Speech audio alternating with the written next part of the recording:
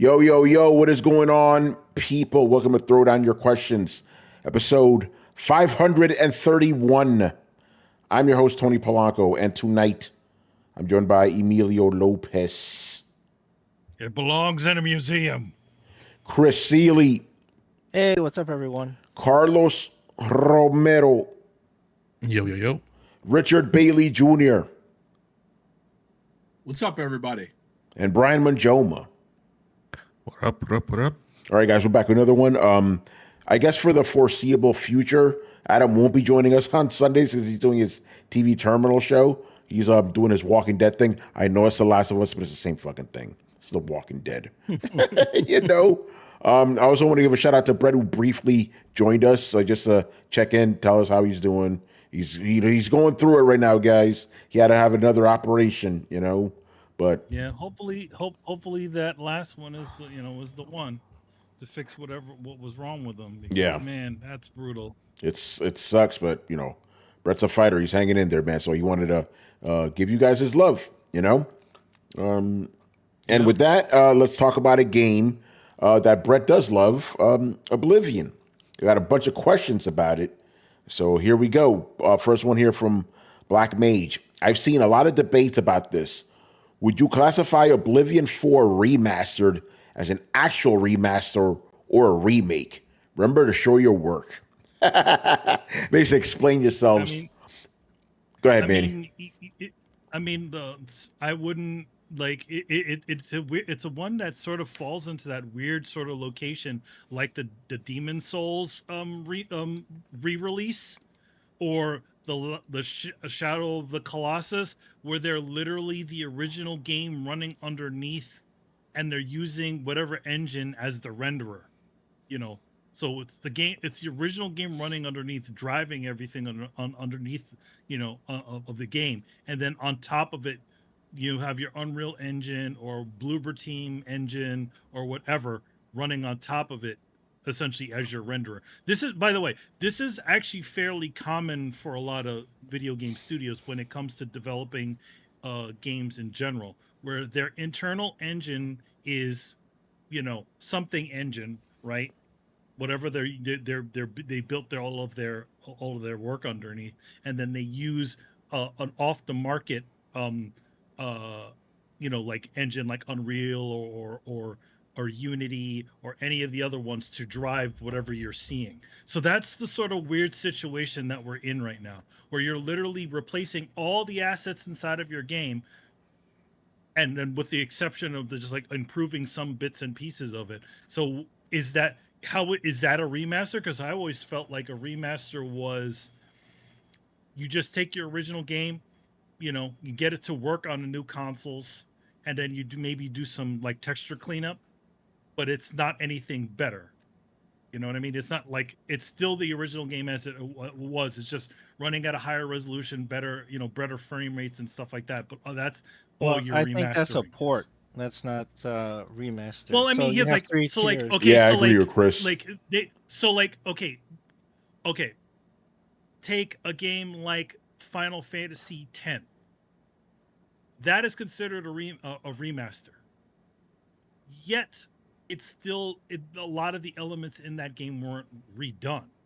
Like the characters were redone, but the environments weren't redone. Or like the original HD collection of Metal Gear Solid. That was also considered an HD remaster too.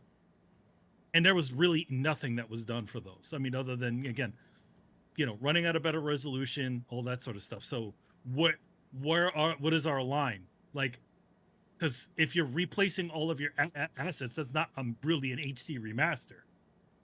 HD remaster is, you know what I mean? This is the way I always understood it. Chris, I'm going to say this and you jump in. By the way, real quick, shout out to Chris G, a.k.a. the voice of God, joining us in the chat. He says he's playing Oblivion right now. Chris, we're going to join Monster Hunter next weekend, man. Ray Dow. Anyway, so this is the way traditionally it used to be understood, because Manny's right. Things are a little blurry now. But traditionally it was like, if you bring an old game to a new console and you remake the textures to HD them up, that's a remaster. Remake is when you build the damn thing from the ground up. Remake, right? Basically, traditional remaster would be like Manny said, the Metal Gear collection. Remake would be Final Fantasy remake, complete fucking remake. But then you get those weird bits like The Last of Us Part 1 remake, where technically they did build it from the ground up for PS5, but they're all reusing the old shit. So it's like, so you get that weird blurry, the underpinning of that game, like the way it controls, the way everything works, is all the same. The only thing that was changed is all the assets that you see. So Joel, Ellie, all the environments have more, geometry on them. So all those things were changed around. And then maybe a slight little adjustment to some AI. But other than that, it's the original game running underneath everything. Again, like Shadow of the Colossus, like what was Demon the Souls. other one that's like that? Yeah, Demon Souls, where they said this is the original game. Underneath everything, it's just everything on top was redone. Yeah. Voice of God says shit is a remaster, man, not a remake. But Mr. Seeley, since there's two Chris's here, now you're Seeley for now. So like we do in Monster Hunter. So yeah, what's your take on this? Yeah, I think that Oblivion definitely counts as a remaster, because even if you're layering Unreal 5 over the original Oblivion engine to run it, you're not. This doesn't count as a remake, because they would have rebuilt the game in Unreal 5, right? You would have recompiled everything through that engine. You would have redone all your assets and stuff. So like Resident Evil 4, Dead Space, those were remakes, right? Those were full from the ground up. They rebuilt the game. They even rewrote some of it. They added new story elements. So it's a remake, right? But if you are just taking the game and putting it on another system, and maybe it runs slightly better, that's a port, right? There's no changes really. All you have to do is recompile it with the same engine on a new system and then get it running. That's a port. So in between there's a remaster, and I think this falls in there because if you're changing assets, if you're adjusting the engine, or if you have an upscaling thing like they do with Unreal bridging the Oblivion engine to the renderer, then you have a remaster. It doesn't matter if it's that the programmers and the designers take the effort to do every single asset over again, or the engine is doing it and you have AI and whatever DLSS or whatever they're leveraging to do it. It still counts. So I think this is definitely in that territory as a remaster. Yeah. Shout out to Jay Shep. He says they said they changed pretty much everything but the quote unquote core of the game. But I would say remaster. I mean, the game's literally called remaster as well. But we can't just take that because The Last of Us, they call it a remake. That shit ain't a remake. I'm sorry. We entertained, that is not a remake. We entertained the conversation during the Shadow of the Colossus, conversation, Demon Souls conversation, and there were good conversations. But I feel like at this point, we should just draw, a line in the sand with this thing. Let's just, for me, and this is probably just for me, I don't know if anyone else would agree. Let's just call everything that's not made from the ground up, brand new, a remaster, because this is getting ridiculous. Okay. Because it's like so, really, it so if it's really something, if it's like Resident Evil remake or Final Fantasy remake, call those remakes, right? Yes. Yeah, those are remakes because there's all new elements. It's not the same. They are not the same games as the original. Right.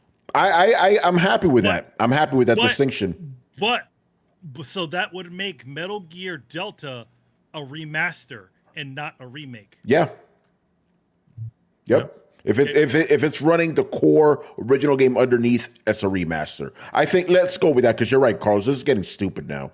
Yeah, because this conversation is not gonna end. And honestly, and I know Tony likes to go back into this. The Last of Us messed everything up because they named it a remake when that's the most egregious version of calling it a remake. Yeah, that was not a fucking remake, but they know that shit'll sell, or it's a remake, At least the Oblivion guys weren't being facetious. They're like, no, it's a remaster, guys. I agree with that. If it's running the original game underneath, it's a fucking remaster. End of story. Yeah. I think, can we all agree on that in the panel? Oh, 100%. Yeah. Well, that's what I was saying. Yeah. Yeah, let's do that. And dudes in the chat are agreeing too. All right. That's it. Going once, going settled. twice, sold. It's You science know? now. It's science. There you go. Science is Throw down science is science. Brian, you got any thoughts? Nope, this is one of those few things that I could not care less about. There you go. Between all these remakes and remasters, I don't care. Sorry. Yeah. Rich, are you happy with that decision, by the way? We're going to just call these remasters from now on. No bullshit. I'm very happy with that decision. So yeah, and I do have a response to that next question that will be asked. Okay, fair enough. So, here's just one more monkey wrench. Ratchet and Clank, the one that was the one that was based off of the movie version of That's a remake. in a way, because it uses the original environments and re-arts them. So it's using the engine from the previous whatever Ratchet and Clank came out pretty, whatever recent that time. So he controls about that from that era of Ratchet and Clank, and they imported the environments from the old game and then re-arted them. So that's a remake.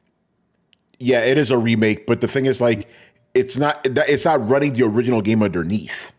It's not running the original game, and it's running and has completely different dialogue, different sequences. The flow is different. That's a remake. I don't think that's not even like a question. Like, no, that's a remake. This interesting. J Shep, question for you, Brian. He wants to know if you play or like remasters. Play them. I think the only one I played has been God of War 3, because my favorite game, one of my favorite games, and Master Chief because it came out on PC. But generally, I don't. There you go. I think that's why you asked that question. All right. Next up, Jolly Yellow Nerd. Does Oblivion Remastered provide any clues about Elder Scrolls 6? Rich, I know you wanted to answer this one first, so go ahead. Yes, it provides the biggest clue of them all, which is that Elder Scrolls 6 ain't coming out no time soon. Because if the devs are spending their time working on stuff like this instead of Elder Scrolls 6, when the hell do people think Elder Scrolls 6 is going to drop? Well, this game wasn't developed directly by Bethesda. They had another studio developing it. So I think they had help, okay. Yeah. Yeah. So no, what this is to essentially blur the amount of time that is going to be it's going to take between making that next Elder Scrolls game, because they have absolutely nothing to release in that space. Yeah, it's a buy time. And again, I want people to understand this. Okay, more time has passed between the Elder Scrolls 6 announcement and now than between Skyrim and the Elder Scrolls 6 announcement. That's crazy, dude. That is insane. That shit ain't coming out anytime soon. And if anyone goes back to episode 200 of Throwdown, when I first made an appearance, where I said these remasters, everyone is getting excited for remasters, where in reality it means that they got a whole lot of nothing right now. Mm-hmm. That's what it means. How much do you want to bet we're gonna see a Skyrim HD remaster? Another one. Yeah, like we're gonna. I think we're gonna. I have a feeling we're probably going to see those other Elder Scroll games remastered in between. Maybe Morrowind, Yeah, make like a Morrowind one. Maybe here's the thing: Morrowind might be a bit of a hard one, because isn't that like that one's like really ancient? Yeah, it's super ancient. Yeah. Who knows? Maybe they have to actually remake that one. Yeah. I feel like that might need a real remake. Yeah, go ahead, Chris. Well, it's tough with Morrowind because I think it had like a giant map. Like I remember the map was ridiculous. It's even bigger than like Witcher or any of those maps. Shit. It was like stupid big. I don't know if it was procedural or how they did it, but that'd be interesting. That also was a good game, so that'd be nice if they did that. But they should work on 6. I agree with Rich. Like, you can only dip in the well so much. What are you gonna go back? Oh, let's just remake the first one. Just keep going backward. I mean, Capcom's been doing it, right? So why not? They have, yeah, but they're supposed to alter it, which is why I'm pissed with like Resident Evil 9. I'm like, come on, really? Like you're already hinting at like we're gonna remake 5, we're gonna remake Code Veronica. It's like, how about 9? Well, Chris, How did about you we see move those on? reports? There's been some clues, apparently. Yeah, I don't know. I think it's a reach. I think that was clickbait. Uh-oh, Cope. Yeah, I think that's cool. I don't know. I want a real announcement, man. A Yeah. real teaser, real anything, at this point. But not don't clues. Ooh, there's clues. Like whatever, man. That's funny. But yeah, for anybody that has played the Oblivion Remaster, are there any clues for Elder Scrolls 6? You're muted. Why would there be? I don't know. That's what the question was. Like, I mean, if you think about it, it's like, I mean, granted, it would probably need everybody to essentially go through the whole game and look at every single nook and cranny and see things that are not different, Yeah. or changed. But there's a lot of things that have been changed in that game, so that's a hard one. Yeah, J Shep says, because he's been playing, he says he hasn't seen any. All right, so too early to tell, or may not be anything at all. Well, What's up? one quick comment I want to make. There is also rumors that Fallout 3 remaster is coming. Of course. And that is probably going to come right in time for the second season of the show, if I had to make a guess. But I don't know when that show is coming back. Yeah. Put a pin in that with that statement, Rich, because I think it may answer something that's coming up soon. Oh, okay. Yeah. As a matter of fact, it's for this one. It's for this next question from Alpha Chuck. Do you have any theories as to why the Oblivion Remaster dropped when it did on a random Wednesday morning? To me, it seems pushing it back a few weeks to the June showcase would have been the ideal time for a surprise of this level. Is there a possibility that there's another shadow drop and they didn't want to have two during the same event? So, Rich, maybe they're going to announce Fallout during the event. That's certainly possible. We know that what is it? The Outer Worlds 2. They have a showcase for that the same day as the Xbox showcase. So I have definitely been thinking about what Xbox can show at their showcase. So yeah, that is a candidate for sure.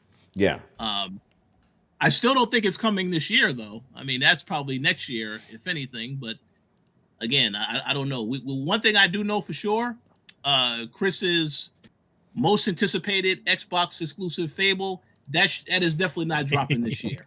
So yeah, that ain't coming. But yeah, Alpha Chuck, your guess is as good as ours. We have no idea why they decided to just drop this game on a random Wednesday. Like what? I mean, we haven't. It's not the first time we got a surprise drop from a Bethesda game, but the whole thing with the conference is a good point. I mean, the conference seems like a great time to do this. It would get the people going, as some would say. But the only way, there's only two reasons why they wouldn't do this. Number one is if they have something else where they would feel like this announcement would step over that, or two, Phil Spencer and his team is completely incompetent. Here's something interesting real quick. Jay Shep says, I think they're pushing it out before the Microsoft earnings call. Not a bad theory. Yeah, not a bad theory. That's a good theory. Yeah. I like that. Yeah, that is a good theory. Not to mention the fact that they dropped a lot of stuff on Game Pass this month. I'm pretty sure this will probably be the most successful month for Game Pass in terms of releases. I subscribed. I resubscribed. This month. See, They got my money. I do want to make a comment because Carlos made me think of something. He said, Oh. what can they possibly announce that they're saving for the Xbox conference? Well, Carlos, there's a game called Starfield, and it's coming to PlayStation 5. That could be what they're going to announce. Because we all know that's going to happen. Well, I mean, that's a good point. That Starfield going to PS3 would be a big announcement. But it's interesting because they released this. It was a shadow drop 2 days later. 2 days before another huge game came out with Expedition 33. and good thing it didn't really step on that, but it could have done damage, man. Yeah, it could have. But we have a question about Expedition later on, We'll talk so about that. we will talk about that. All right, another one from Alpha Chuck. And this is kind of related to Expedition 33. Is what truly defines a AAA game the size of the studio. Expedition 33 looks and feels like a AAA experience, but comes from a team of only 30 and costs $50. No, it's the budget of the game, not the size of the studio. That's what typically denotes that as a AAA game. Yo, man, you could have a smaller studio and have a bigger budget, you know, like by that by that logic, you know, all the, you know, back in the day, all those Final Fantasy games, right? You know, they wouldn't be considered AAA games. Well, they were for the time. They cost a lot of money for those times, you know. Not even that. Like Final Fantasy. Or rather, they cost more money than the typical game of the time. But you're right. But yeah, it's always been the amount of money the game costs to make. That's what makes it AAA or not. Typically, there may be exceptions, but typically, yeah. Go ahead. Tony, you mentioned a team of 30, and I'm like, really? You couldn't have hired 3 more people? You know, yeah, exactly. 33 motherfuckers. You know. But yeah, I don't think we need to go into that too much. It's typically, there may be exceptions here and there, but generally speaking, it's the budget of the game that makes it AAA, not the size of the studio. But I mean, yeah, even then, like you can, we don't know exactly how much that game costs, do we? No, we don't. But I mean, theoretically, what if their budget is low too? Yeah. If they're doing a 30-person team, and how many years has it been? 5 years? I have no idea. I can't remember. I don't know. Maybe, you know, if it was about 5 years, I don't because it's Mercury Steam, right? So what's the time? But what's a Mercury? Is it Mercury Steam? I think it's Mercury Steam. Let's look this up. No, Sandfall Interactive. It's their first game. Yeah, it was. Isn't it a bunch of former Mercury Steam guys? No, it's former Ubisoft like people. Oh, Yeah. okay. No, the Mercury Steam one is that other one, the guy with the hammer. Oh yeah, That's the. I'm looking forward to that one. Yeah, So, Kishak says it was 5 years. Yeah. Yeah, so 5 years, 30 people. That's actually very good for a small team.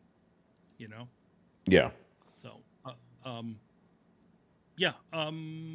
You know, we don't know the budget, but it can't be that much. Yeah, it would be very surprising if it was a lot. It'd be, I mean, you know, 30 people. Maybe you're doing hiring out to other studios. Like, you know, there is a lot, you know, what a lot of these companies talk about. Okay, it was only 30 people, but how many external asset companies from China did you hire? 10. That is a thing, by the way. Yeah, it is, unfortunately. I mean, it's, you know, somebody's got to do the work, and it's got to come from somewhere. So Yeah. Some shout outs here. Dirty Death Dealer, Otaku Man, Kishak. Thanks for joining us. All right, so that was pretty easy. There's not really a debate what makes a game AAA. You know, it's the budget. it's a budget, but I also think sometimes Generally. it's the studio, too. Sometimes sometimes the thing like a studio gets lumped into there. Like I think that people did assume that a lot of the smaller Sony titles were considered AAA, even though they were made for made for pennies. Yeah. So Yeah, just because a AAA publisher puts out a game doesn't automatically make that game AAA. You know, that's like saying Valiant Hearts from Ubisoft is AAA. No, it's a little indie game, budget wise. You know, yeah, exactly. Like, come on, guys, it's the budget of the game. All right, next up here, Black Viet. How many L's can Ubisoft earn after seeing their old employees create a game that has sold 1 million copies in just a few days, while also stating those numbers do not include Game Pass users? Yeah, see, this is what I want to see. Not players playing or whatever the fuck, users on this game right now. active users. This is 1 million sold, bro. That's the shit I'm talking about. I don't want to see 3 million users or whatever the fuck Ubisoft was saying. Oh, by the way, how come that number has been updated, Ubisoft? You know, how many copies have you sold of that? You know what? Let me stop. How many copies have you sold? They told this fucking little studio, they told you how many copies they sold. How many copies of Assassin's Creed Shadows have you sold, Ubisoft? Don't tell me this 3 million players bullshit. Nobody, that doesn't mean shit. This means something. 1 million copies, that's hard fucking numbers, bro. You know? That's hard numbers, and those are real. They're saying sales, legitimate Sales. And they're not even counting fucking Game Pass, bro. Sales. You know? They could have easily gone, oh, we have 2 million players on this game. They could have done that, right? No. They did the honorable thing and told you how many copies they sold, bro. You know? So good on them. And man, like you said, this game probably didn't cost a lot of money. So that million sales is probably really fucking good, you know? Yeah. Because if you come out here and say Assassin's Creed, if Assassin's Creed Shadow sold 1 billion, that's a flop. Because you know that shit costs a lot of fucking money, you know? But in this case, I'm pretty sure these guys are over the moon, bruh. They're going to come into that office happy as a motherfucker on Monday morning, you know? Yeah. Yeah. Yeah. Because it's like they probably, again, you're only doing the 30 person team, you know? Everybody gets bonuses, you know? I mean, we'll see. We'll see what happens, how their yeah. studio goes. But yeah, like, you know, they probably didn't make it for a huge amount of money, and there was 30 people doing it, you know, probably including the director and a bunch of other things. So like, yeah, that's pretty damn good. That's also effective. I would have to say that's a very effective, you know, strategy, right? You know, that's what you know, Yoshida and those, you know, like what's his face, former PlayStation guy was saying, right? You know, smaller teams, you know, making these, you know, putting out these games, not spending so much money, right? Yeah, exactly. You know? You know what? What's up? Gaming is healing. The game is healing. You know? Well, we have gotten past we're already past the point where a lot of that rhetoric has already been said. These guys probably started in 2020, and that's when people were already starting to talk about bloated budgets. Yeah. So yeah, good on them. And again, actual sales, not fucking players, not engagement, any of this horse shit. You know, fuck that. Yeah, another game sold some pretty damn good numbers on a PlayStation we didn't talk about. No, yeah, it did. Yeah, we'll get to that soon. All right, another one from Black Viet. Will we see a shift in Western game development and budgets after the success of Expedition 33? Probably not. I don't think. I should say, I don't think this game will be the cause of it itself, because we've already seen a lot of these type of games already do well. Like, didn't the fucking I'm forgetting the name of the game now, the fucking Starship Troopers type of game. I'm pretty sure that wasn't a big AAA game. And that shit did gangbusters. You know? No, that wasn't. Helldivers? Helldivers, thank you. That wasn't a big AAA studio or whatever, right? Phew, that fucking game sold very well. So I'm hoping that examples like that will make the industry move that way, but I don't think this one will do it on its own. I think more of these happening will do that, you know? I will say this. The industry is very much aware of the issue. Better be. And like I said, you know, previous episode, you know, knowing people that have gone to GDC, stuff like that, the word behind that everybody was on everybody's mouths is a lot of studios are not looking to make these huge investments. They're looking for smaller titles that have a 2 to 3 year development time, not exorbitant budgets on them. So they're looking to fill it in. So hopefully we'll see more these sorts of situations, you know, where you have a smaller team, smaller budgeted game that gets out there, you know. Maybe if it doesn't do amazingly, it's still not so much of a hit on the actual studio. They're still able to continue. you know, Yeah. or if it does well, it's, you know, really does really good for them. So yeah. Jay Shep says, I don't want to lose AAA titles. So you won't. It's just you're not going to see as many of them. But then again, you're not seeing as many of them right now. You're not seeing Because they're taking 15 years to make, you know? Yeah, well, the thing about it is that, like, you know, if you're going down the line of, like, you know, like big, you know, published games, AAA, those big budgeted titles were always few and far between in general. Like, what was always in between? There was always smaller games in between that sort of worked their way up to being big budgeted games. But now every single one of them are these expensive games. Where what's happening is essentially a shift back, where you have studios like a THQ or like kind of what Ubisoft used to be, where they used to put out smaller titles and then they have their big massive titles, you know, in there. But what killed THQ? THQ essentially started making huge investments in all of their titles and making these massive games, which caused their studio to collapse. Yeah. So you're not going to see big budget games go by the wayside.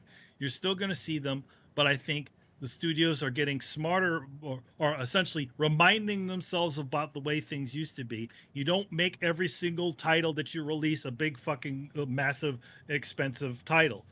You have your big guys sitting at certain parts of the year, you know, right? You know, sprinkled between throughout the year, and then you have your smaller, you know, your smaller titles, your middle-aged titles to fill in the gaps. And if you remember, that's kind of what PlayStation and Xbox kind of were doing when they were making investments in independent studios, because they really didn't have a lot of studios developing those middle-aged titles, so they figured they could fill the gaps in with a million little tiny indie games. Yeah. All right. Jay Shep got a question from him, and I'm glad you're here, Jay Shep, because I need some slight clarification on this one.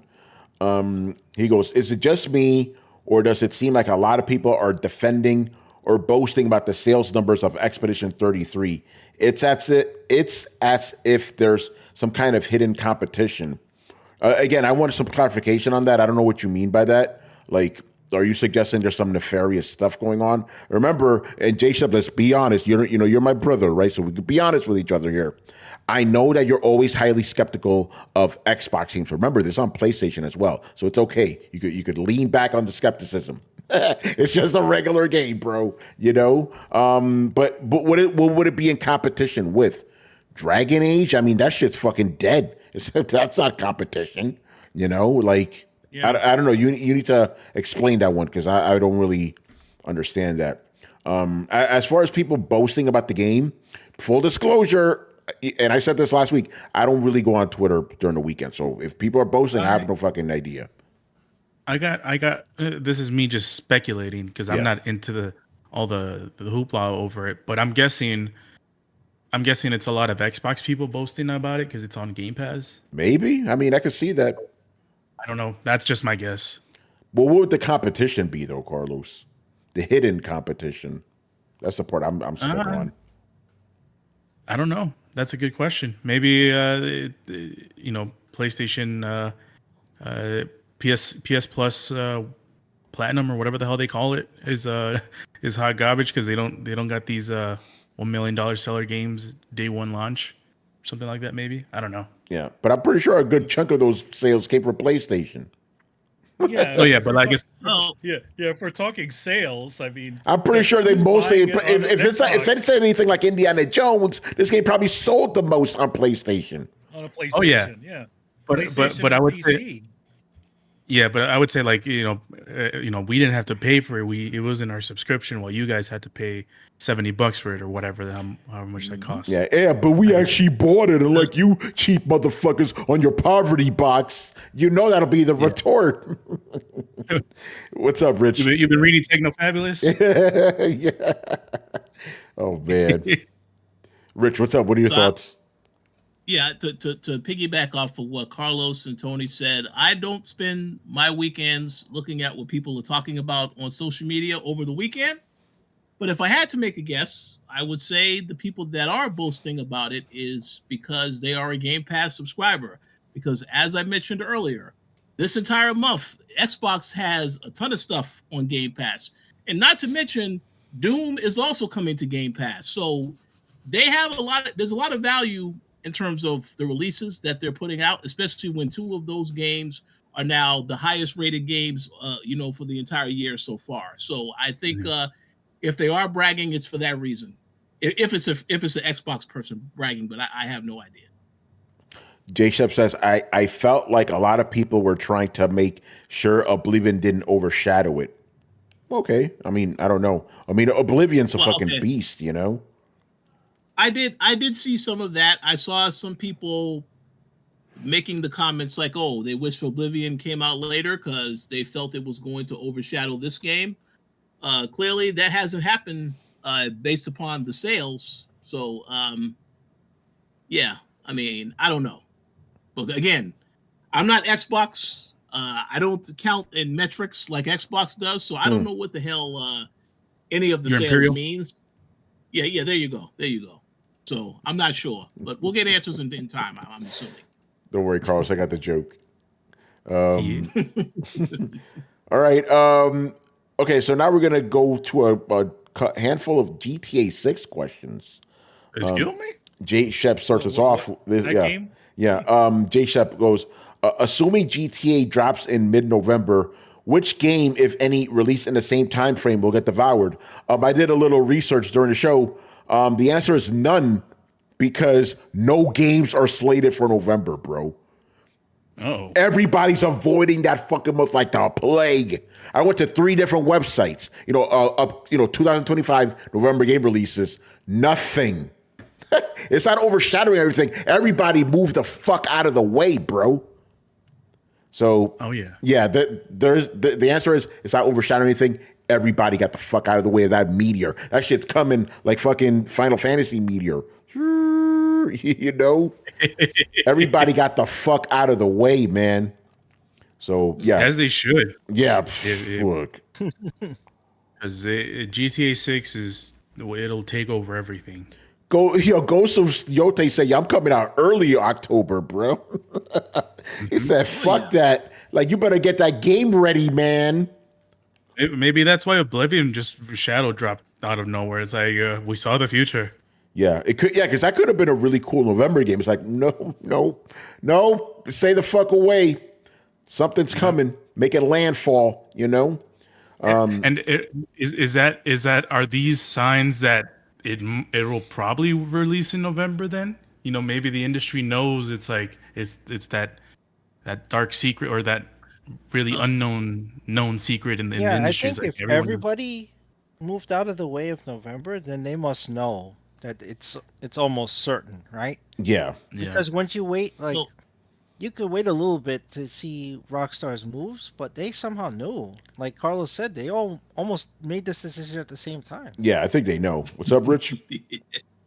I think PlayStation definitely knows this, because I wasn't expecting the Ghost of Yote game to come out October 2nd. Yeah. When Ghost of Tsushima came out, that came out in July.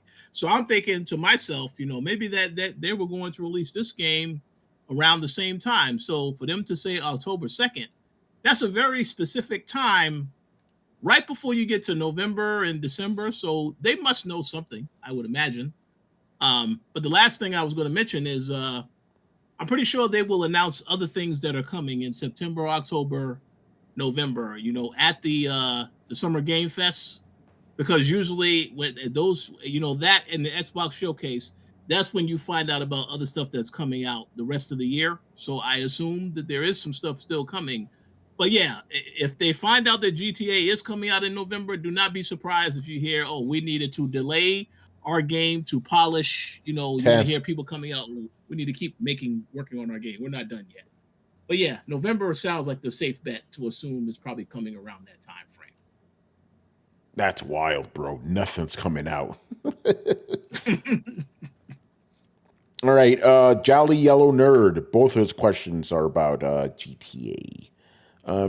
If GTA 6 is released at $90 or $100, what publishers or specific game franchises you think will be among the first to immediately jump to that price, with the reasoning being a thinly veiled, well, GTA did it, so why not use it? Why not us too? I think the major, if this happens, I people are gonna get mad at me. I think Sony's gonna be the first to do it. Oh, Not only are they gonna be the first to do it, they're probably gonna be mad that they didn't do it first. You know, since they were the ones that kind of introduced us to $70 games. They didn't introduce it, they popularized it, because that NBA game tried it first. People were like, fuck that. But then suddenly, it's got a Sony logo on it. I'll pay $70. I'll gladly pay $70 for it. Motherfuckers were saying that, Death Stranding 2, a collector's edition may be $100, but not the fucking game. 90. The question said $90, right? 90 to 100. 90 to 100. Yeah, I mean, Zelda is the first game that comes to mind. That and Nintendo's doing the 80 thing with Mario Kart, so the Zeldas would definitely be over $90. Yeah, Rich, you were gonna say something? I do have a question for Tony, but I also want to provide an answer to this. First and foremost, Take-Two, they are the distributor. They're behind. They're the ones that are working with Rockstar. So I would assume the NBA 2K game, that is definitely going to go up in price, because that was one of the first games where the price went up. It just makes sense to me. Also because that Take-Two CEO is very greedy, and Chris knows this. He said it before on the show, so we know what that's all about. But the question I have for you, Tony, is. Yeah. You said PlayStation.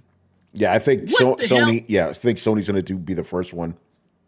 Well, let me ask you a question. What the hell game is Sony going to release at a higher price that we don't know about? Is it going to be this intergalactic game that Naughty Dog is working on, or is it something else that they haven't announced yet? The Last of Us Part 2 remake. That's what it's going to be. There you go. There you go. That's it. Or better yet, Concord remake. Rich is gonna be buying that. No, absolutely won't. No. Death Stranding 2 will not. Death Stranding 2, J-Shep will not cost $90. If you could actually pre-order it on Amazon right now for $70, so that's not going to be the game. You can get the expensive version, the $200 version that comes with the weird statue thing and then a bunch of other stuff without the disc game for like $200 something. So, but that's a special edition. J-Shep says Sony already announced Intergalactic at $70. Well, that's good of them. But yeah, it could also be Nintendo. Like, hey, let's do it. $80. Fuck that. Let's go to $100, baby. But in all honesty, I don't think a lot of developers are going to do this because people understand that GTA is a special case. That is the only game that could get away with that. I don't think anybody else will get. Look at the pushback Nintendo's getting for $80 games. Nintendo is getting pushback. So yeah, I don't think it's going to become mainstream. I'm worried that $80 games may become mainstream, but $100 games, no way, that's not going to happen. Not in the next 5 years. That'll probably still happen in our lifetime, obviously. But no, I don't. Again, this is a very special way. Even Call of Duty fans wouldn't accept that shit. Be like, well, I'm not paying that. But they'll buy a special collection edition for twice that. But that's a whole other story. So, what do you guys think about that? Because I think developers aren't going to do that. They're not going to charge $100 for a game just because GTA does it. I agree with that. I think that would be suicide. Like, unless you are full of yourself, like to think you're on the level of GTA to be able to charge that price. Only Nintendo is full of themselves to do that, but no, I don't think most other guys are sane. Well, we got a special guest over on YouTube, Mr. Torrance Davis. What's going on? Make sure you go to Davis Daily, the YouTube channel, so you can check out my appearance on Warzone Aftermath. I had a great talk with Torrance there. Yeah, boy. Batman, motherfucker. Chris G says, I remember when N64 games were $90 to $100. Yep, we remember those days. We remember those days. Yeah, well, Super Nintendo games were costing that much Super too. Nintendo game. You know? Yeah. Yeah. I mean, Super Mario World was like, if you bought it by itself, it was like $85 or $90 Yeah. from Toys R Us. That's right. Yeah. That's why your parents used to say shit like, "Yo, you better not complete this game right away because That's I'm right. not buying You it." enjoy this shit. Yeah. You better enjoy this That's why motherfucker.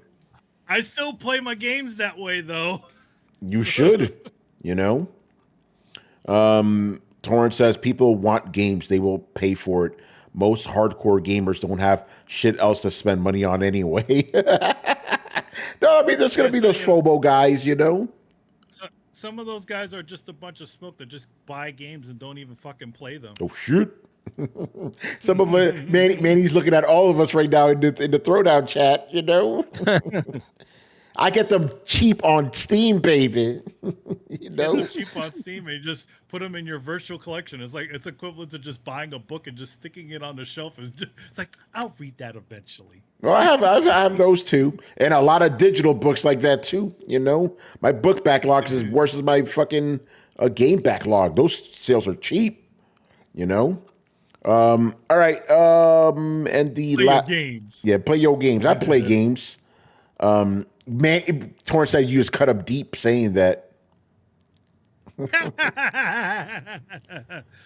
You know, it's funny because, like, remember, like during the PS3 era, yeah, there were a lot of remasters. I had to stop myself because I would buy them and then never play them. I would just keep buying them. I remember Carlos when he first, was it? No, Brian. Brian said you were a part of the problem. I was. You know. What's the link for Warzone Aftermath? I'll bring it up after this next question. Another one from Mr. Jolly Yellow Nerd. With Rockstar keeping GTA 6 information hush hush, do you think we will get some conveniently timed quote unquote leaks? I think some leaks were intentional. Chris, what do you think about that? It's possible. Yeah, I mean,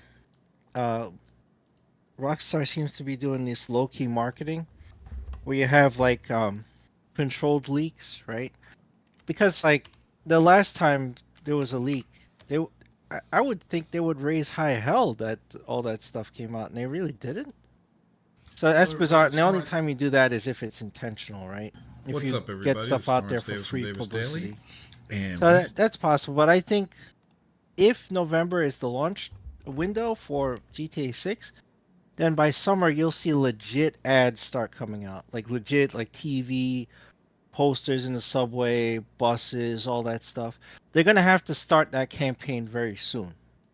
Now I know it's GTA 6, so it's like, it kind of sells itself, but they're still gonna push it, right? They still want new players and new people who haven't experienced, like somehow you dodge 5 or you're just old enough not to play it. Then yeah, they're gonna want to kick off a proper marketing campaign. There may be a leak, you know. I wouldn't put it past them. Yeah, I'm trying to post a link to the Warzone, but it's posting this fucking GameStop thing instead. Maybe this is the right one. Yeah, because it was the last link I had. There we go. Got it right now. It was an article that we were referencing here. All right, so yeah, we'll see what happens. In a few weeks per quote unquote insiders, exactly. We'll see about that. Insiders. All right, we got a couple sponsored questions by Mr. Ramudeth. Very generous guy. You know, he doesn't need to do this stuff every week, but he does because he loves Throwdown, bruh. So he's sponsoring some more JShep questions. I noticed the original developers from Until Dawn were complaining on Twitter about being left out of the live action movies credits. What are your thoughts?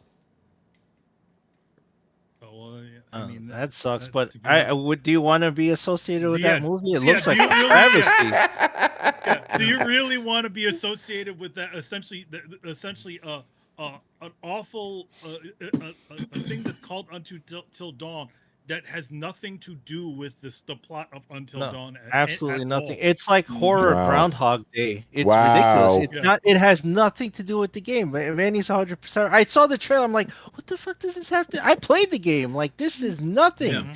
Like they're repeating the same day over and over again. They get killed in different ways. I'm like, that's not Until Dawn. It's like some stupid producer saw the hourglass with the skull on it and went, oh my God, I know what we should do. Yeah, I saw Groundhog Day. Like, no. We're that's not taking what it this in a is. new direction. Yeah. So you know what? To be fair, like if it was me, it's like, yeah, don't put my name on shit. You guys have your name on the game. That's key, right? Here's the thing, like when unless the people that are part of the development that had some direct attachment to the content, kind of like Neil Druckmann, with the Last of Us series, officially those people don't need to be credited at all. Unless they had some sort of like if you were working on the production and then if you left you off, that's fucked up. Yeah, then you get a lawyer. Or you get or you could say Until Dawn based on the game made by so and so writer and this studio, which as I remember, the writer of Until Dawn was actually a pretty well known writer that did it. I can't remember his name, but so no. They don't need to be credited. Yeah, they should be thankful they're not credited, Keep my name off that trash. Keep my name off that trash. Oh yeah. No, seriously. Those people shouldn't get butthurt over that shit. Seriously. No, don't. It's like when did that movie come out? Like yesterday? Who the fuck knows? Yes. Friday? It came out really recently, Friday. So. Yeah, Friday. Yeah. Yep.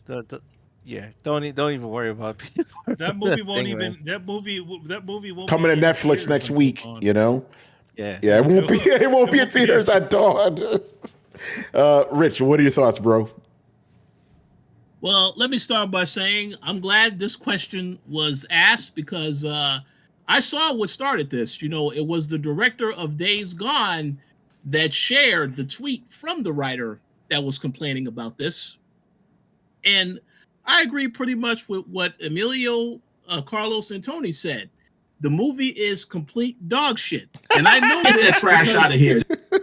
I know this because I saw the movie, so I can confirm to everybody. Oh, no. Uh-oh. Yeah, yes, I can confirm it is complete garbage. Yes, garbage. Wait, hold on, Rich. That was me saying it was that was Chris. Get the credit right. Oh, okay, all right. Okay, yeah. All That's right, the credit you want to give, Yeah. So, but go ahead. Oh no, but yeah, just like you guys said, no connection whatsoever to the game. The only connection is the therapist is in the movie, and he actually gets killed in the movie. So, very interesting decision. And aside from that, that's it. They don't take anything about you having to make choices. None of that. It's just like you guys said. It's the whole thing. Can they survive in a night? And it goes over and over again with them getting killed. Very ridiculous. But at the end, which I find funny, is they somewhat tease there's going to be another movie. I'm like, who the hell is going to... hell no. That's not happening. That's not happening. And obviously, and I saw there was a comment made about they may make another game. I don't know if that's going to happen now, because if you pissed off the writer of the original game, I don't know if they will want to be involved. Larry Fessenden. He's written a lot of like horror and all kinds of other things. So my guess is that he probably said, "Hey, why didn't I get a credit?" It's because they didn't adapt your Until Dawn, bud. Yeah, that's what it is. They just took the name. It's only Until Dawn in name only. In fact, Until Dawn was originally, from what he said, it was going to be a movie. It was a movie that he had pitched but never could get made. So they decided to make it into a game. Yeah, look at that. So the last comment that I will make, if there is anyone that actually wants to see this movie, you should go to the theater and just be prepared to get a nice sleep, because you will sleep your way through this movie. Until Yawn is a better title than Until Dawn. You will sleep through it, for sure. Complete garbage. Oh, man. Thank you for that movie review, man. Don't sleep on Claire Obscura. Yeah, Torrance, we were talking about the game earlier on, talking about how they actually sold copies, not just engagement. They didn't have 1,000 engagements. Was it 1 million engagements? 1 million, yeah. Fucking bullshit. All right, another sponsor question from Jay Shep, originally from Jay Shep. kind of related to Expedition 33. Looking at the success of turn-based RPGs lately, should Square Enix reconsider their stance on not making AAA turn-based JRPGs? Yes, and especially because, not only because people are actually cool with turn-based games, but because the last Final Fantasy game didn't do so well. You have your excuse right there. Oh, this game didn't sell so well. Let's go back to turn-based. There you go. People will buy these games, bro. Like, there was a time where turn-based didn't sell as much, but that's not the case. It's fucking Baldur's Gate, bro. How many copies did that sell? That's turn-based. Absolutely turn-based. People will buy these games, bro. So yeah, go back to the drawing board, man. There's a game that was made by French developers that no one ever heard about. That's as obscure as it can get, and it sold 1 million copies within less than a week. Yeah, brand new IP, you know. And it's a Western game. It's not even a Japanese game, which is the craziest part. But yeah, like with the success of this, and obviously, you know, we can harken back to the Persona franchise, which is probably the most outstanding turn-based JRPGs. There shouldn't be an excuse to at least try it. I mean, and Square Enix knows because they have other franchises. That do this. So, why not Final Fantasy? Yeah, I agree. Like, go back to turn-based, bro. You know, you need. I had him to say, gotta have something. You know, and it's not even that I'm dogging. Gotta have something. Yeah, I'm not even dogging action RPGs. It's just like, this is not working for you anymore. Go back to basics. You know, jump on that bandwagon even, you know, of turn-based games. Again, look at Baldur's Gate, you know. All right, another one here. Oh, another generous person. Sir Rich-A-Lot is sponsoring J Shep's question. So thank you to Sir Rich-A-Lot. Hey. Interesting. So J Shep's question We're in is the presence of royalty. Yes.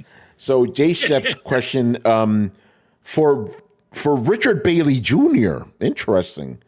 But we could all answer this, but he wants you to go first. What are your top 3 games of 2025 so far?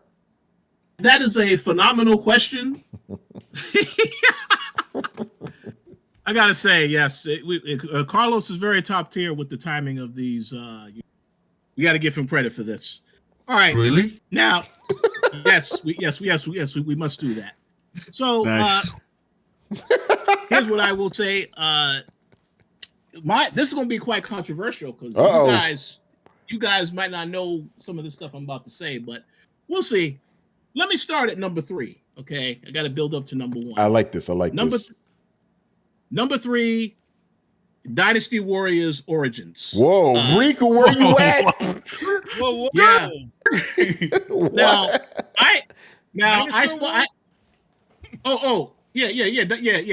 Dynasty Warriors Origins, because I spoke about this game in the past. Obviously, I have played Dynasty Warriors games in the past, so I thought going into this game, it's going to be more of the same. They announced, it's going to be the same type of game, but no, they really added a lot to Dynasty Warrior Origins. The whole story, the character you play as, and how that evolves to what's happening in the other games, because this is an origin story.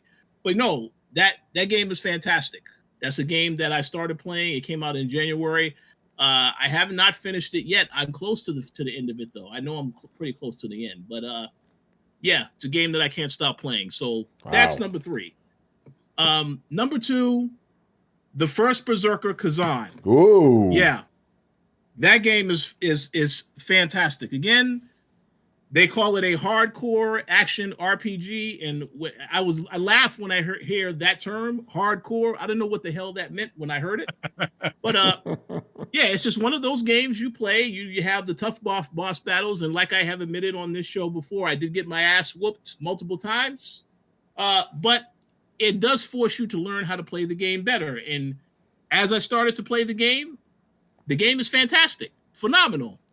So hopefully it gets some attention. I'm pretty sure it's going to get some recognition when it comes to game of, in terms of the Game Awards. It's going to get some type of nomination for action or something like that. We'll see. But here is the shocker. my number one game that, and I say this, and I'm fairly confident that this game will still be on my list by the end of this year. It may be number one. I have no idea, but right now I think it's fairly number one. It is, of course, Expedition 33. Oh shit! So, yeah, you guys were talking about this, and you see there are a lot of questions people have about this game on tonight's show. There's a reason for that. This game is fucking phenomenal. Oh, all right, shit. that's what I have to say. First and foremost, I don't know, and I know Carlos said he was going to start the game. I don't know if he has, because we haven't spoken about this yet. Oh, you did? Okay, so I definitely want to hear what Carlos has to say when we get to his picks, but I will just say this. The setup for the whole prologue that goes into the game, I haven't spoken to one person yet that said that didn't sell them on making them want to play this game, because the way they set everything up, that you're starting this expedition, and it's some very deep stuff story-wise. Again, this is a game that I started playing, I want to say 11:30 on Friday night. I've been playing this game all weekend. Damn. So the game is fantastic. The soundtrack, the music when you fight the bosses, that soundtrack is fucking fantastic. And again, I did say before that I didn't really get a chance to get into Persona. I did play Persona Tactics, but I never had a chance to play Persona 5. So I need to go back and play those games, because I see people making a lot of those comparisons. But the storytelling, fighting the bosses, and the entire world, the entire experience, it is an outstanding game so far. And to think that this is the first game from this new studio, I'm very excited to see what they do in the future. But yeah, I'm totally invested in the game. I think all the praise is worth it, and I am very curious to see where this game will be by the end of this year, whether or not more people play it. I've been telling everybody they need to try it out. It is on Game Pass, so if you have Game Pass and you haven't tried it out, you're curious, I will highly recommend you try this out. And even if you don't have it on Game Pass, you want to play it on PlayStation, again, $50 game. It's not $70. It's not $80, $90. It's only $50. So, but yeah, right now, that's at the very top of my list at this current moment in time. Do you have any honorable mentions? That's interesting. I don't have any honorable mentions right now. I played a lot of stuff. I did enjoy Monster Hunter Wilds. I still haven't had a chance to get back into that and play with you guys. But man, this RPG thing, this got its hooks in me. This game here, I can't put anything else above it. The game is fantastic so far. Now we'll see. Again, I think I've gone to the fifth place in this game right now. So I haven't finished it yet, but I will be done with it, I think, as I continue playing it. But yeah, the game is fantastic. That's awesome. And I think this is why Jay Shep wanted you to answer first, because you are basically our dedicated game reviewer, so it's really, you have wide breadth of knowledge to hear. This is one of the reasons, besides the fact that I love having your company, why I wanted you on the show, because I'm not a dedicated gaming guy anymore, but I wanted that for the show, and you never disappoint with that, bro. So that's awesome. Those three picks came out I was like, what the fuck is Rich gonna pick? Those definitely came out of nowhere. Fantastic, bro. Awesome. And I'm glad you went first, because the rest of us may disappoint you, Jay Shep. Oh no! Oh man, let's go down the line here. Manny, what are your favorite games of 2025 so far that have come out in 2025? Oh, I haven't played very many 2025 games. The one that I'm currently playing theoretically isn't a 2025 game. It's a 2024 game. Indiana Jones game. Jones. Yeah. Yeah, so I haven't played anything from this year yet as of yet. Yeah. So, I guess whatever's left over from last year is my favorite games. It's weird. It's a weird one. So yeah, I get back to me when I'm. Oh, actually no. So Soul Reaver, didn't that come? No, I don't want to put a fucking old game like that on there. Nah, forget it. Forgot to even mention that. Yeah. But Soul Reaver. Manny, don't feel So- bad. I'm pretty sure there's a lot of people, myself included, they're going to give us similar answer to yours. But we'll keep going down the line here. Carlos, what about you? I've only played 2 games from that came out this year. So I'll just give out the number 1. It's Monster Hunter. It's fun as hell, man. Always fun. You know, you guys check out the lives, and we always have fun playing, you know, with the fellas. So yeah, it's still, you know, it's Monster Hunter Worlds, but you know, even prettier, man. So I appreciate that game. Love that game. Number 2 is you know, going back to what Rich has mentioned, Claire Obscure Expedition 33. It's I haven't played as much as Rich because I started it just like, was it yesterday or today? So I've only gotten like maybe 2 hours of the game. I've gotten past the prologue and I've started Act 1. And yes, Rich, the beginning, yeah, that's a great hook. That's all I'll say. Mhm. It's a great hook to get you into the game. Even when right before Act 1 starts, I was like, damn, I wasn't expecting that. But yeah, I agree with what Rich mentioned about Expedition 33. I'm hooked. I want to keep playing it. Yeah, we'll see if eventually, whenever I beat that game, if that surpasses Monster Hunter. We'll see. Interesting. All right. Similar to Carlos, I've only played 2 games this year that came out this year. I've actually been playing a lot of games. It's just most of them have been released in other years because there's been a lot of fighting games. Like Carlos, my number 1, obviously Monster Hunter. You already know. Check out the streams. That's all you need to know. And we're going to go back to streaming this weekend. So there's that. I did play that. Yeah, see? So there you go, I guess- Manny. There's your number 1 by default. By default. Yeah, Monster Hunter.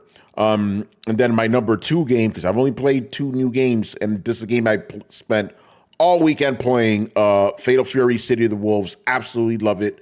I'm a little upset right now because I've already beat the game with every character and cleared all the episodes to Southtown with every character. Put about 56 hours into the game. I've been going hard with this game, bro. Love it. So now I'm just waiting for... The most I have seen Tony on the PlayStation in a while, by the way. Well, Monster Hunter, I already put 120 or whatever hours into that, so significantly you put more. 100 You hit up 120 hours before anybody had already played it. So Yeah, and then another 60 hours on top of that. that's like 3 hours on it. But hey, it's nice to see Tony on. Yeah. So yeah, you know, but here's the funny thing: I finally turned it on because I was offline on purpose because I couldn't let people know I was playing this game. So yeah, Fatal Fury's been fucking awesome. Now I'm just looking forward to all the season 1 characters, which are all free, by the way. You buy the game, you automatically get access to all that stuff, which is very nice of them. I'm still not a fan of the stupid guest characters. I'm not even playing as Ronaldo. I'm like, oh, he doesn't have an arcade mode or episodes of Southtown. That means I don't have to play as him, you know, which is good. So wait,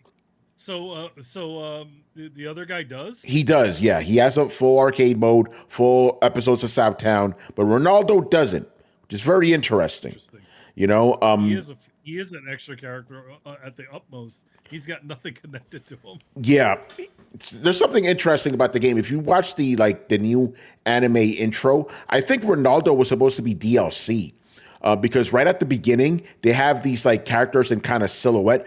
They're all the season 1 characters, but there's one exception. Jae Hoon, he's the Taekwondo guy. He is in the game, but one of the other characters, Mr. Big from Art of Fighting, is a DLC character, but he's in the anime intro. He gets a full, they're like, oh, that's kind of interesting. And Ronaldo shows up at the very end of, you know, where they show the characters that are coming for season 1. So I'm like, I think they moved him up, you know, which is probably why he doesn't have an arcade ending or anything. Like, he's not available in arcade mode at all. It's crazy. He's only available for you know, online and versus and practice and shit. But yeah, been having fun. But again, you know, because again, I've been playing a lot of other games, but they don't count. Actually, here's the thing, man, because you can't count Indiana Jones. I also can't count Capcom Fighting Collection, which is a quote unquote new game because it's a new collection. I've been having fun with that too, just being real. So if I can't slip that in as third, that'll be my third. I'll say this. So the Capcom versus SNK games, awesome. Okay, so I think the second one has the better gameplay, right? But that first one, that presentation is so fucking good, with those backgrounds and shit, like pure 2D backgrounds, none of that 3D stuff. Great, So I've been having fun with that. Fun going back to, Power Stone. And yes, I've never played Capcom Fighting Evolution. I just didn't buy because I was just kind of done by that point. But I always heard this game was trash. I played it myself. And yeah, I can confirm this game is absolute fucking garbage. It is bad. It is ugly. I'm like, Capcom, what the fuck were you doing?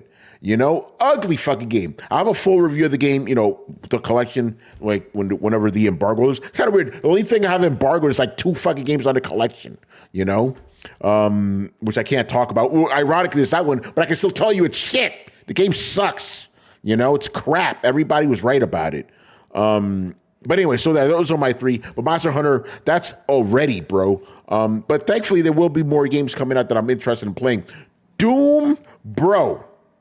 You already know. Doom, the Dark Ages dropping in like a month.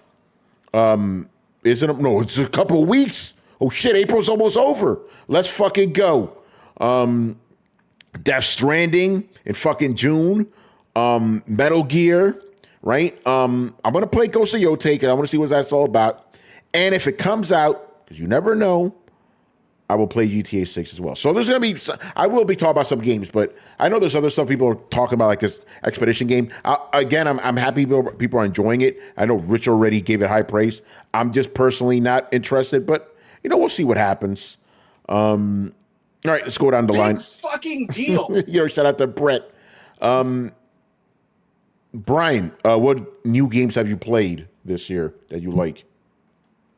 I like how you actually asked me that question, Tony. Yes. Yeah, because you probably played like 15 games from like 1997 or something. I played games that came out on consoles that don't exist anymore. So yeah. For the most part, Monster Hunter. I've got the platinum, as you know. So I'm just waiting around for more content. The only other game I played that came out this year that I'm still playing is this game called Eternal Strands. Not to be confused with Death Stranding. It's very different. It's from ex-BioWare devs. It was the one where like there was like the dragon that was flying around, and then the girl freezes the wings off the dragon and then stops flying. Really, yeah, it was one of those games that just was on a sizzle reel and everyone just forgot about. So I've been playing that. It is very janky, but it's very much a first game. But it kind of begs the question: if Expedition 33 comes out looking and playing like that for their first game, so what's wrong with these BioWare devs or ex-BioWare devs? Who knows? I don't know. But yeah, that's about it. Monster Hunter, obviously. Yeah, Monster Hunter. I actually do want to get into the Expedition 33, and I'm surprised that Tony isn't a big fan of it, given how much you praised Persona. And yeah, it seems this is very Persona-esque. Yeah, but Brian, here's one of those Tony quirks. I don't like those graphics with turn-based combat. That weirds me out. When I see turn-based combat, I'm expecting some Japanese anime-looking type of deal, So then, if hypothetical Final Fantasy 17 came out looking better than 16, and that was turn-based, would you be okay with that, or would you? Yeah, because it's still going to have that anime aesthetic. This looks straight up like a Western RPG with turn-based graphics, Okay, cool. Not going to question it anymore. I know Brett would, but I'm not. Yeah. Again, we are Tony quirks, so just don't question it. Hence why I'm not going to question it anymore. Yeah. Just like, yep, we're Tony quirks. Got it. Yeah, as with Tony, I'm looking forward to Doom because it's Doom. So why do you need any more questions? Yeah. And 2 weeks. If it does come out, GTA 6. I'm still waiting for Deep Down. Nice one, Carlos. Nice one. Yeah, GTA 6 is like the big hypothetical, because no one knows. So yeah. Yeah. All right. Chris, what about you? Oh, the only thing I played that came out this year, I think, is Monster Hunter Wilds. I mean, the Marvel vs. Capcom collection was last year, right? Yeah, that was last year. Yeah. Yeah. So no, that's the other newest thing I played. But no, I am the only thing I have down the road to look forward to is Doom, and GTA 6. I'm really not keen on much else this year. I mean, I'm not buying the Switch right away, so I'm not getting into like Donkey Kong or Metroid. I could play Metroid Prime 4 on the original Switch. It might look like mud, but I could still try it. Yeah, no, but Monster Hunter Wilds, that's it. That's all I've had That's time it. for. Monster Hunters, man. The squad. Yeah. All right. Next up, Kiss Shack. And let me finish this question, guys. Somebody may jump in. Let me finish this question. And I also want to answer it first because this question triggered me. Why is it that whenever a multiplayer game is revealed, you see a bunch of gamers complaining that single player is the only correct choice, but you don't see the same shit from the multiplayer gamers whenever a single player game is revealed? So when I first read this question, I was just like, oh yeah, that's a good point. How come the multiplayer people don't complain? Then I remembered the fucking PS3 and 360 era when we had tacked on multiplayer because everybody had to ask, where's the multiplayer? Where's the multiplayer? Fucking game journalists, fucking gamers, where's the multiplayer? This is why we had games that had no business having multiplayer tacked on. Uncharted, The Last of Us, Assassin's Creed, Tomb Raider, Dead Space. Like, bro, like, there was a huge thing. It was like these multiplayer. Bro, we gotta have multiplayer. Gotta have multiplayer. We had multiplayer. So this shit absolutely fucking happens, bro. That's fucking bullshit. Think about one of our favorite games here, and by us I mean me and Manny specifically, right? The Order 1886. What was the big criticism besides the fact that it was 5 hours? Where's the multiplayer? You know? So no, motherfuckers absolutely get into that shit all the time. You know, I do believe it's lessened in recent years with this generation. I think people are okay with single player games just being single player games, but there was a time, specifically that era, where everything had to have a multiplayer fucking mode, and if it didn't, you're gonna get questions, you know? And it was a lot of it was the game journalist at the time asking where's the multiplayer? Where's the multiplayer? And then it became, we need to make these games worthwhile. You know, they need to be worth more. So where's the multiplayer? Come on, guys. Like, we can just leave these things alone. Yeah. So. I think it's happening now, but yeah, no, that got me like, oh, because at first I was like, oh yeah, you're right. And then it's like, wait, we had that whole fucking generation of this shit, you know? Yeah, tacked on multiplayer. What was factions for The Last of Us? That was tacked on multiplayer, bro. Player. Yep. That game had no business having a multiplayer mode. Neither did Uncharted. Neither did all those fucking games I just mentioned. All of them had fucking Mass Effect, fucking Dragon Age. Why? You know, because they needed to take that fucking box, you know? Yeah, well, that, and also they needed to tick that box, and then they also wanted to jump into the space where people are, you know, what PlayStation was essentially chasing the during this generation, that, you know, that service sort of aspect where people are constantly coming back and buying little bits here and there. You know, little bits of DLC, costumes, emotes, all that shit. Yeah. So, and then as for the other part of the question, why do single player gamers always complain when the game's just, multiplayer? Because they want more value for their fucking game, bro. Like, again, I don't have the numbers here, but a lot of people like single player campaigns, you know? And again, we had a whole generation of motherfuckers asking, the other side, like, where's the multiplayer? I think it's equal, right? Let them ask where's the single player. I don't see the problem with that, you know? Anyway, does anybody else have any thoughts on this? is that a question based off that the marathon? No, I think it's based off of. Actually, I don't know what the fuck it's based off of. It's a good question. I don't know. Could be Marathon. Could be Marathon. That's the sentiment off of Marathon, because Marathon is pretty much just an online game with a multiplayer title. Yeah. So. Anyway, anybody else want to jump in on that? Any thoughts? But the big difference on Marathon is Marathon was a single player that they essentially just attached a random name, a name that they owned onto a multiplayer game. That game has nothing, no real resemblance to the actual Marathon games. So. Yeah. Yeah, just add to what Manny says. I think that's also a big part of the issue people have with Marathon is that it was a single player game and then suddenly it's now just multiplayer only. And again, the name was just tacked onto it. I'm sure that this has pretty much nothing to do with the original, apart from maybe it's set on a random planet. A little reference or two. They said else. there's references to it. That's what at least what they said. But That's that's like the it. most They said there's lazy references to it, and you don't need to have played the original Marathon games for it. It's like, okay, yeah, you don't need to play the original Marathon games because those fucking games haven't been put out on anything except for on. They're on the except for Mac, Apple. right? The old on Apples. Mac. They haven't been ported. See, stuff like that just really annoys me. Like, why use a name if it has nothing to do with it? At least with Path of Exile and Avowed, they had the decency to say, okay, it's the same universe but different names, you know. But if you are interested in one, chances are you'll see the links in the other one. That makes sense. But this is straight up, okay, we could reuse the same name and it's going to be something completely different, but the same name.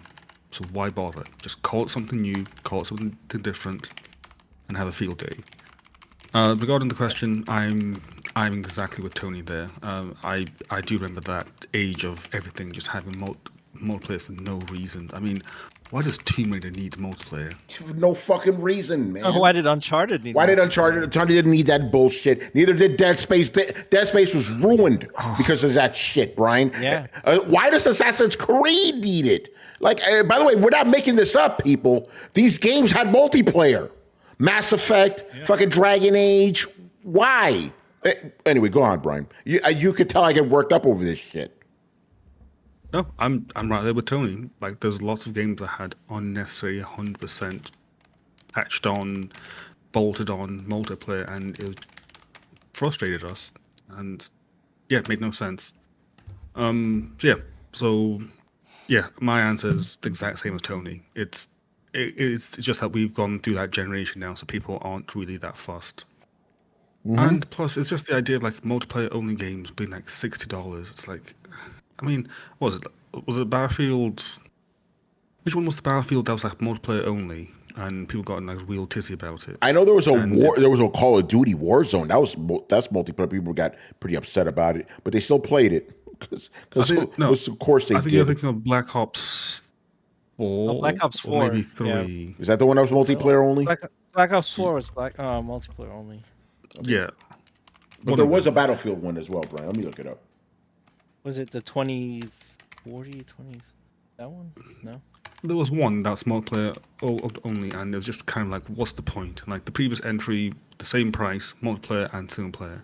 Battlefield 2040, is that it? Yeah, that's 2040, 2042. Okay. Yeah, it was just a case of how is it that you're charging the same price for less than you did previously? It makes no sense, and people getting a real tizzy about that. Yeah. Chris, you have any thoughts on it? I mean, we all lived through it. I think that was as Carlos would say, that was the toe dip into live services. The if there was like an Overton window for gaming, that's where it swung from single player narrative driven games to just total multiplayer to like live services, and then all of a sudden they started adopting things for mobile, loot boxes and all this shit.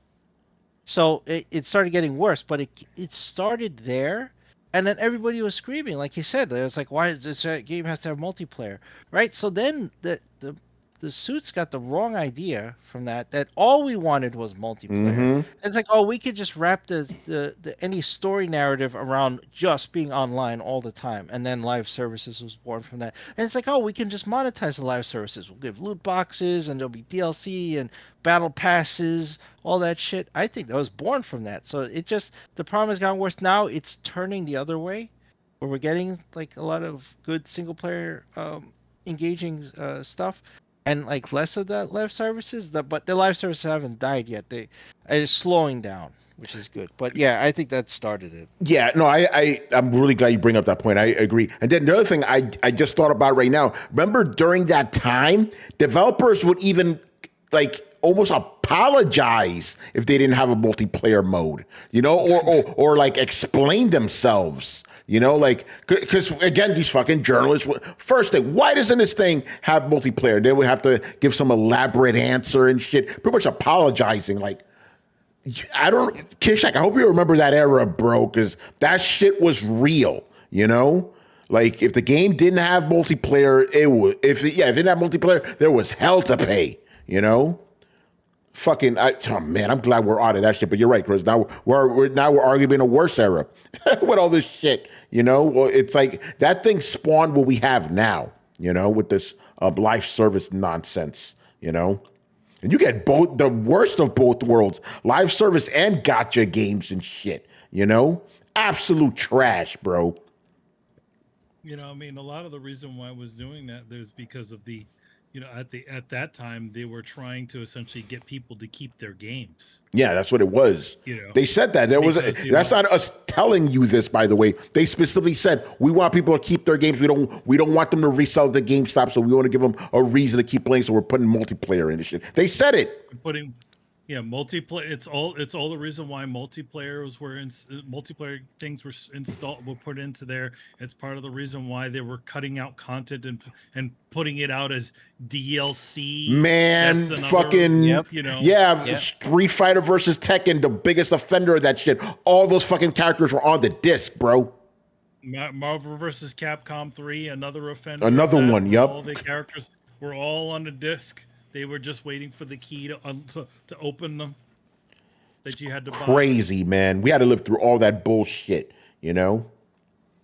Yep. Like you can tell it triggered me. It just fuck. All right. And the last question of the night. Mr. Eurocar, another one of our favorite fans, bro. With Switch 2 releasing in a few months, or actually a few weeks, to be correct, and essentially resetting the handheld gaming market, will Nintendo have any real competition in that space for the foreseeable future? I don't agree with the premise of this question. I don't think the Switch is going to reset anything because it's not doing anything innovative. It's just another Switch, you know? So I don't think there's going to be any reset at all. The Switch is just going to join the competition. There's a lot of competitors, especially at that price point. Now it's putting itself up against, you know, an ROG Ally or a Steam Deck, you know, but it's not resetting shit. It's entering a market that's already been thriving without it, you know. But Carlos, for no reason whatsoever, what are your thoughts? I think it is resetting the whole market. I heard that you and Eurocard know each other very well. So if you could explain to me maybe what he means by resetting, because that's the part I don't get. I'm like, resetting what? It's not them resetting anything. Like the market's already there and the Switch isn't doing anything innovative. So I need some explanation there. Well, it's going to be the new standard of what people are going to be expecting from their handhelds. How so? From a mainstream perspective. How so? Yeah, like I mean, that's, you know, when people are going to get the Switch, that's what they're going to expect. Like the 4K, 120 frames per second. They're going to expect games that are exclusive to that console. They're going to expect whatever the hell they're going to do with the Joy-Cons. Like that, I feel like that from a mainstream perspective is what people expect. The competition is doing sort of their own thing, and I feel like they're not really going to compete, even though they're essentially the same type of medium. It's just I don't know. I don't see them in competition with each other because they're even though they're both handhelds. I feel like, and even though Nintendo is making or trying to make strides to the third party market, I just don't see how anyone can put a dent into whatever market Nintendo created. Yeah, I really don't think it's gonna do anything.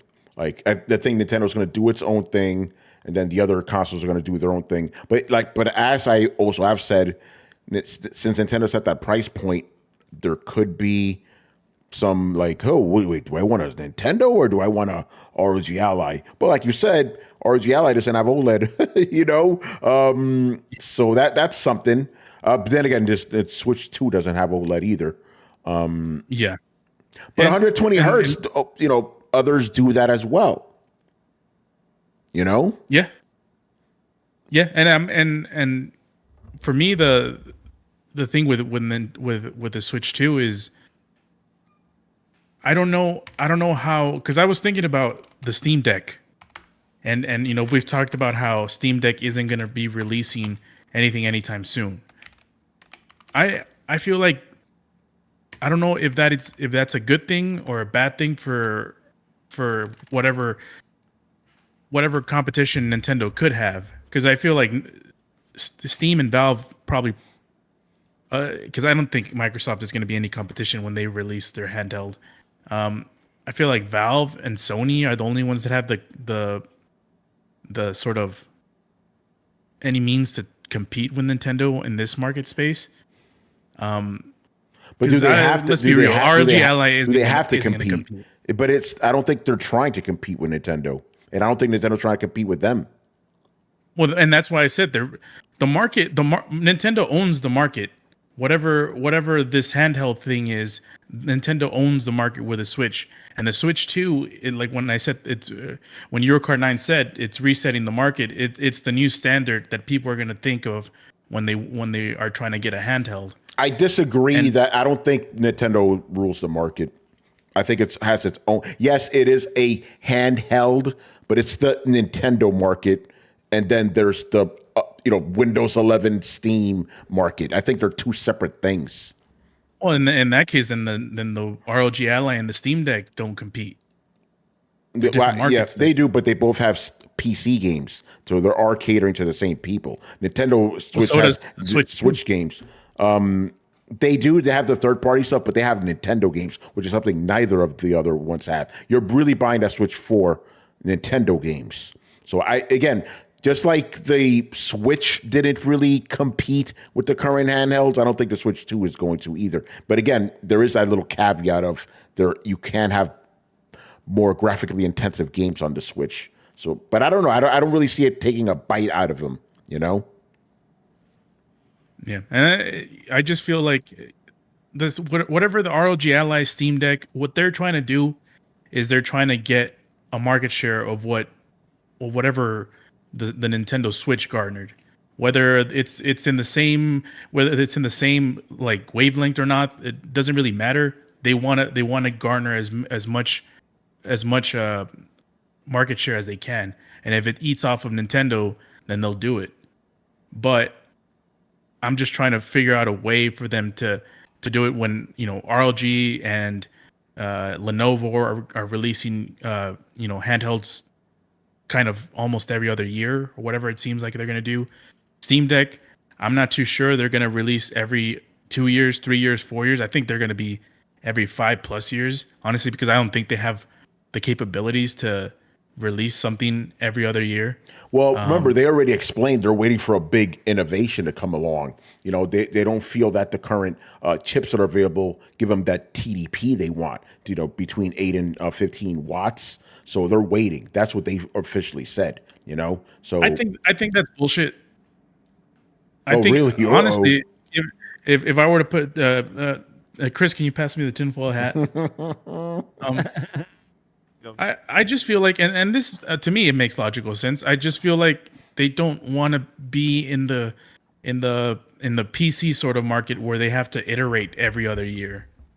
I don't think they're capable of that, and I don't think they want to do that. Like they're not like ROG Ally or ROG Asus ROG that seems like they're going to do every other year iterations, because that it just takes a lot to have a handheld release every other year and support it and then get on to the next one. So I just feel like they're not really into that market as as the other ones are.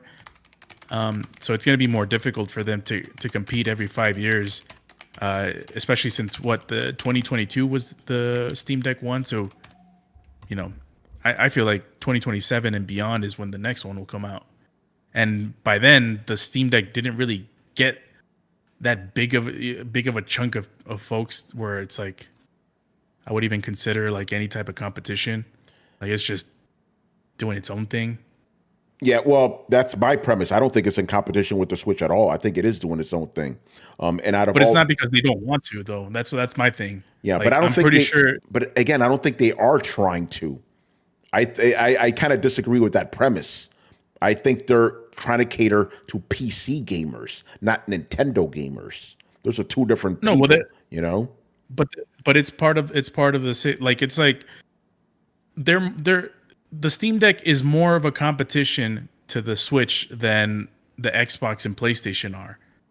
And yeah, because the handhelds, but I don't think they're like, we need to take on the Switch. I don't think they're doing that. They're just, hey, let's put PC games on the go. I think that's their actual mission statement, not let's try to take a chunk out of Nintendo's profits or whatever. I don't think that's happening. I think it is because, I mean, why would you even release a handheld in the first place? Because they saw there was a market with that. So they said, you can have your PC games on the go? Like, I think that's a good enough motivation. No, but that's what I'm saying. Like, they're like, they saw the Switch success and they're like, oh, let's do what they're doing. Let's just do it with PC games. Let's do it with the Steam libraries. And that's direct competition, because you're saying we're going to release a handheld too, but this is better because it's got the Steam platform. It's got all your games. You don't have to get the first party games that are only playable on Nintendo. Assuming that's what they said. We don't know that. Well, and we can assume that the only reason why a Steam Deck exists is because a Switch came out. I don't agree with that. Well, yeah. I would feel like it's kind of naive if you said the Steam Deck would have came out if the Switch didn't come out. No, because there were already other handhelds, shitty handhelds that were out, and even good ones before the Switch came out. Like the Vita and PlayStation and all that. Like handhelds already existed. PSP wasn't a failure. NVIDIA Shield. PSP came out when I was a kid. Yeah, but the point is the handheld still existed. I don't think the Steam. I honestly don't believe Valve was like, "Oh shit, the Switch is doing well. Let's do that." I legit. This is going to be one of those situations, Carlos, where you just agree to disagree. I don't think that's what motivated them at all.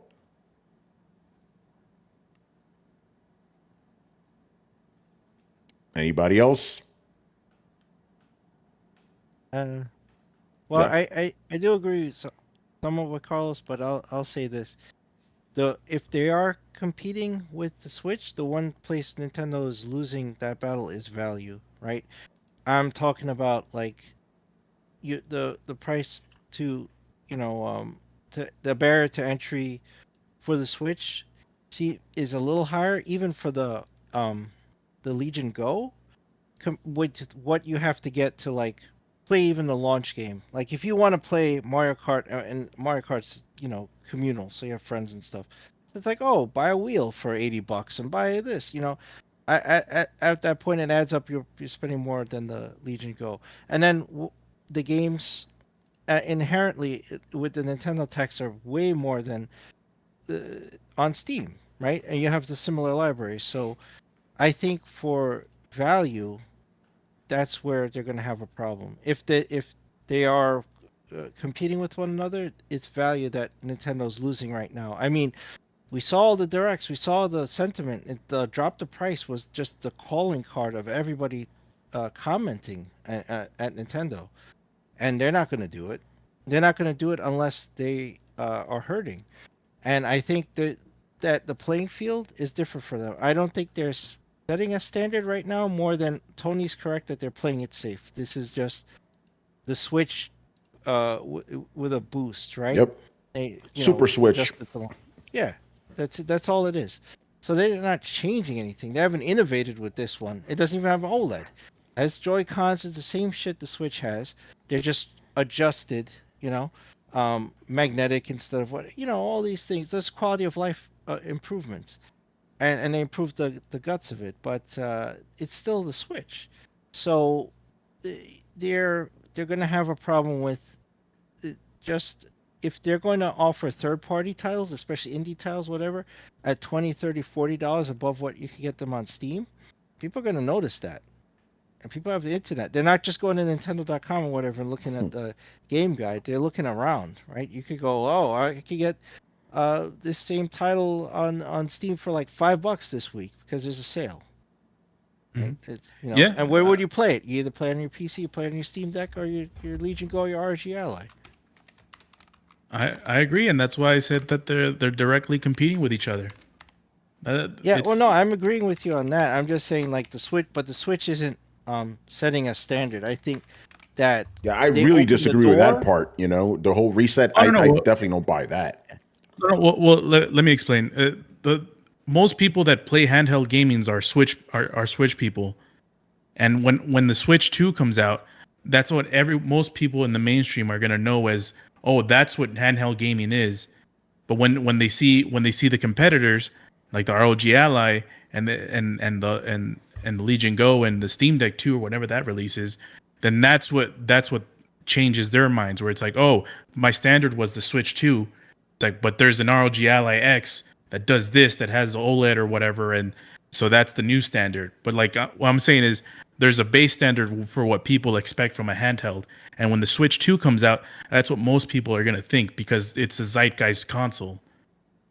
Okay, because these I'm gonna try to meet you because I think we were kind of coming at it from different places. You're talking about normies, right? Yeah. Okay, because I'm thinking about gamers. Okay, but then my question is, do normies even know the fucking RG Ally exists? Because I don't think so. I don't think they do, man. No, think about it like this, Carlos. Point. Handhelds have sold 6 million units. 4 million of those being the Steam Deck. I don't think normies know these fucking things exist. I think to them a handheld is a Switch and that's it. But that's where the competition comes. These companies want to be known. They want people that play Switches to know what an ROG Ally is because they'll see, like what Chris mentioned, the value of those consoles, like of a Steam Deck. Oh, you can buy all of these games that Switch is barely getting, that Nintendo's barely getting, and I get less than half the price for them, and they play better. Like that's what their selling point is. Like they're trying to infiltrate into that market and get people to, be more like gamers that we know. But have you seen any marketing where like Steam Deck is like, or Valve, excuse me, is like directly going, hey, forget Nintendo, check this out. Like, have you seen anything like that? Yeah, like the Sega days. Yeah, like that. So it's like games. Yeah, and this is why I don't buy the whole premise. And I'm not saying you're wrong. I'm just saying I don't buy it. The whole like, oh, we're competing with Nintendo. Maybe they are. I don't think so, but I haven't seen anything like that. Steam Deck does what Nintendo don't. I haven't seen anything like that. Because they know it's a different market. They know they're trying to sell a Steam Deck to guys like me. They're not to Joe Schmo. Well, that's where I disagree. It's like Valve doesn't release something like this and say we just want to release it to the lowest common denominator. We want this thing to sell to most people as we can. Then why are they only selling it on online? Like you could make that case. What you said, you could make that case with ROG Ally and Lenovo that sell it in Best Buy. You can only buy the Steam Deck online, and that's the best-selling one out of all of them. That thing sells more than the other competitors combined, and that's not in Joe Schmo stores. But that's a Valve thing. They've always been like this. Yeah, but my point is like if they wanted to go mainstream, why not put it in stores? And they don't even need to because they're fucking selling out their competition. Well, the whole thing with the stores, I'm not sure. But they definitely want to sell this to as many people as possible. Steam is not a small platform. No, it's Steam is huge. the biggest platform on PC. Yeah, they're trying to sell the PC gamers. That's where the market is, and the marketing is on itself. You go on Steam, the Steam Deck is right front and center. Yep. They have a badge for it, like right there. So, I agree with that, and they don't need to put it right in big box stores like they're already the other doing guys, well without doing that. They're killing their competition that are in big box stores. destroying it. But I'm saying with what Carlos is saying, like Nintendo is going to have to actually work harder to market against that because people already are aware of the value of Steam Deck and the RG and the Go. They're already aware of the value that Steam provides, right? And that's the core of it. Nintendo's not really providing that value, especially when you have to subscribe just to play online and just to buy those games, right? That's nuts that they're charging you.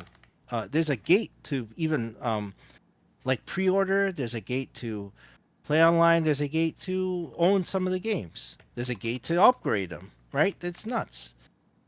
So that I think is going to affect them. They're going to have to rethink some of that stuff, I believe. And it's going to hurt because like, if it not normies, but if like, right now, like Olivia only saw one game that she was like, oh, I want to play Donkey Kong. It's like that's nice. I could fire up Shredder's Revenge on the Steam Deck and hand it to her, and she's happy, right? I don't need to be out like hundreds of dollars paying Nintendo to play that. I'll just wait until either they come to their senses or they actually have a sale or somebody sells it used. I don't need to adopt early. Yeah. All right. Anybody else? All right. Cool. All right, good convo. All right. We're done, man. That's all the questions. Another one in the books, people. Do we have anything to plug? Manny, I'll start with you. Got anything? Yes, next week on Wednesday, The Power Company, which is a book by Kyle Randolph, myself, and a whole team of artists and colorists working to get this book in the field. So yeah, that'll be out this Wednesday. So check your local comic book stores or your online comic retailer dealing with Bob. That's what I got. Oh yes, and Ninja Turtles. The Ninja Turtles, it would be the Michelangelo cover that Kari and I did. So yeah, good stuff. Nice. Rich, what's coming up on the Coalition this week? Yeah, we have a couple of more reviews and previews that will be coming up, gaming related. Stay tuned for that. Also, well, it's not really that time yet, but I can go ahead and plug this. Myself, Mr. Adam Vale, and Mr. Carlos Romero. Our show, I Am Negan, will be returning next weekend. So stay tuned for that. If you do want to hear that's right. You hear our thoughts on Dead City, which is Carlos's favorite TV show of 2025. So there you go. Well, we'll see about that. We'll see about that. Oh, man. And one other quick thing. Myself, Dana, and Gary, we will be recording our next Power episode. That will be out on Friday. And I will also give a shout out to Mr. Adam Vale with the TV Terminal show. He just recorded the latest episode of The Last of Us 3 with his brother. That is on the website right now. So check that out. We got the emails. Yes, we got the emails. Check that out. That's currently on the website right now, as well as their YouTube channel. And they also review Mobland. That's also on the website and on their YouTube channel. But yeah, stay tuned. A lot of gaming content coming this week.